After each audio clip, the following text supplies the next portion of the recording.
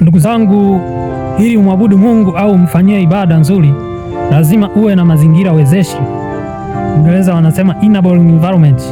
Lazima uwe na mazingira yatakayokusukuma, yatakayokupushi, yatakayokupa nguvu ya kumfanyia Mungu ibada.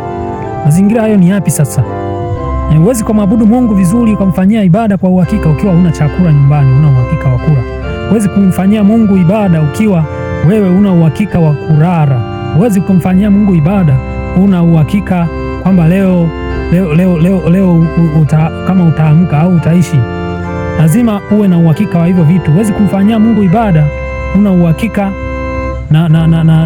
na afya yako. Afya yako haiko vizuri. Hivi vitu vyote vinatakiwa viwepo. Hayo ndo mazingira, ndo enabling environment, ndo mazingira wezeshi ya kumfanyia Mungu ibada.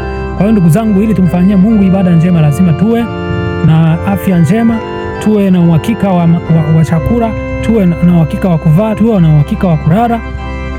Hapo ndipo tutamfanyia Mungu ibada zilizo njema na za kumpendeza. Kwa sababu hata ukisoma katika ile Mithali 30 mstari kama wa 7 hivi na kuendelea pale, anasema nisiwe maskini, nisije nikawa maskini nikaiba. Usinipe utajiri sana au maskini sana nikakufuru, nikalitaja bure jina la Mungu. Kwa hiyo hivyo vyote lazima ni mazingira wezeshi. Kwa hiyo ili tumwabudu Mungu katika roho na kweli, ili tumfanyie ibada njema za kumpendeza, lazima yawepo mazingira hayo wezeshi. Huwezi kuwa hujashiba, hauna chakula, hauna uhakika wa maisha, hauna amani ndani ya moyo wako, ukaenda kumwabudu Mungu. Neema ya Kristo ikawe pamoja nanyi wote. Amen.